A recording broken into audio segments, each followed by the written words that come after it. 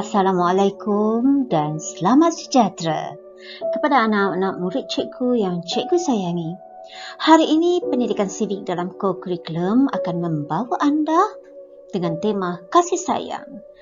Kita akan lebih fokus terhadap tajuk kesetiaan kepada raja dan negara.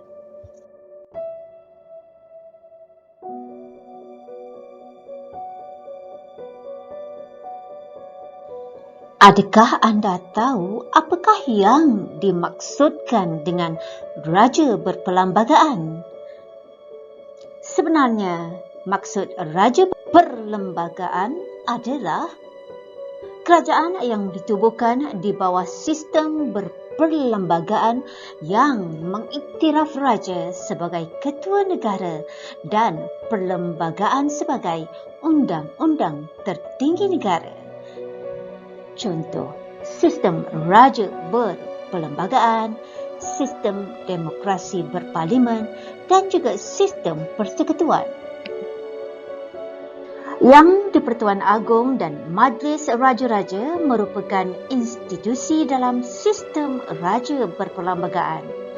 Yang di-Pertuan Agong sebagai ketua negara dipilih secara bergilir-gilir daripada 9 raja negeri-negeri yang ada. Urutannya adalah Negeri Sembilan, Selangor, Perlis, Terengganu, Kedah, Kelantan, Pahang, Johor dan Perak. Sultan-sultan ini akan menyandang jawatan agung selama 5 tahun. Mungkin kita tertanya-tanya, apakah kebaikan sistem raja berperlembagaan? Kebaikan sistem ini adalah hanya sultan terpilih sahaja boleh dipilih, iaitu menurut darah keturunan, tetapi di dalamnya itu tersemat dan tersisip peraturan yang bercorak demokrasi moden, iaitu pemilihan secara moden. Yang kedua, yang di-Pertuan Agong mempunyai kuasa mengatasi segala raja-raja Melayu sepanjang tempoh pelantikannya. Yang ketiga, pemilihan ketua negara datang daripada kalangan 9 sultan yang memerintah negeri-negeri Melayu jika dibandingkan dengan sistem beraja England di mana sistem mereka hanya datang daripada satu keluarga sahaja. Mengapakah kita perlu memberikan ketaatan, kesetiaan kepada raja dan negara? Sebelum itu, anda perlu tahu apakah maksud taat setia kepada raja dan negara. Maksudnya adalah kepatuhan dan kesetiaan yang berkekalan kepada raja dan negara. Ciri-cirinya adalah kepatuhan dan kesetiaan yang sepatutnya kepada raja dan negara dan menghormati serta mematuhi undang-undang negara. Tanpa kita sedar, negara kita telah menyaksikan 16 sultan untuk menaiki tahta sebagai Yang di-Pertuan Agong Malaysia. Mungkin anak-anak murid cikgu boleh membuat kajian satu persatu siapakah Agong kita yang pertama sehinggalah Agong yang ke-15. Kerana cikgu akan bertanya kepada anda, siapakah Agong kita yang ke-16? Ya, ke bawah duli Yang Maha Mulia Seri Paduka Baginda Yang di-Pertuan Agong ke-16 kita adalah Al-Sultan Abdullah bin Ayatuddin Al-Mustafa Billah Shah Ibni Almarhum Sultan Haji Ahmad Shah Al-Musta'in Billah. Beliau adalah agong kita yang ke-16. Buat pengetahuan anak-anak murid cikgu, sistem pemerintahan yang diamalkan di negara kita ialah sistem demokrasi berparlimen.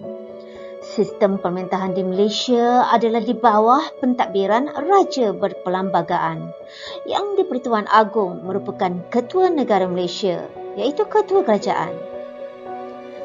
Baginda menduduki tempat tertinggi dalam sistem pemerintahan. Baginda merupakan raja yang memerintah mengikut perlembagaan negara serta dinasihati oleh Kabinet. Struktur pentadbiran negara terbahagi kepada 3 bahagian iaitu Badan Perundangan, Badan Pemerintahan dan Badan Kehakiman.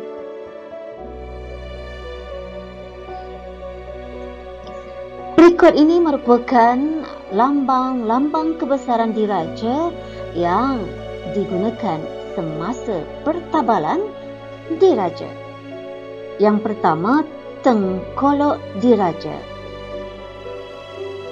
Pakaian ini adalah pakaian kebesaran Raja-Raja Melayu sejak beberapa kurun lamanya. Yang kedua adalah Cogan Alam. Cogan Alam ini diperbuat daripada perak dan panjangnya adalah 182.56 cm. Ia juga digunakan semasa pertabalan yang di-Pertuan Agong.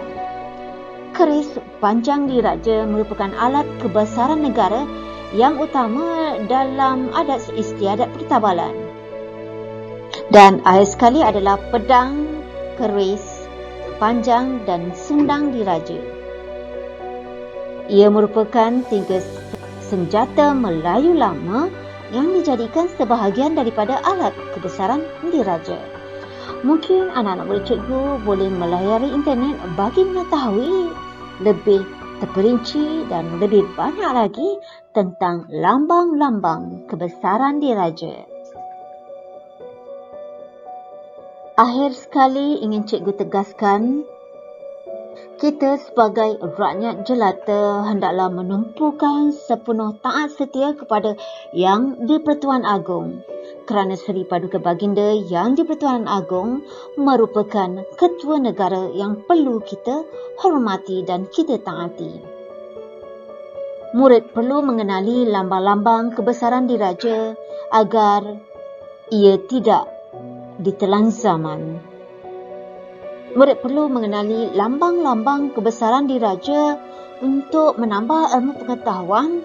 Sebagai contohnya, semasa pertabalan diraja ada lambang-lambang kebesaran diraja yang digunakan. Anda perlu mengambil tahu tentang lambang-lambang ini dan kegunaannya. Dan akhir sekali, murid perlu mengenali raja dan pemimpin negara. Dari mana sultan ini datang dan siapakah pemimpin negara sekarang? Daulat tuanku, daulat tuanku, daulat tuanku. Akhir kata, nasihat cikgu, jaga pemakanan, jaga kesihatan, tinggal di rumah. Thanks for watching and have a great day. Bye.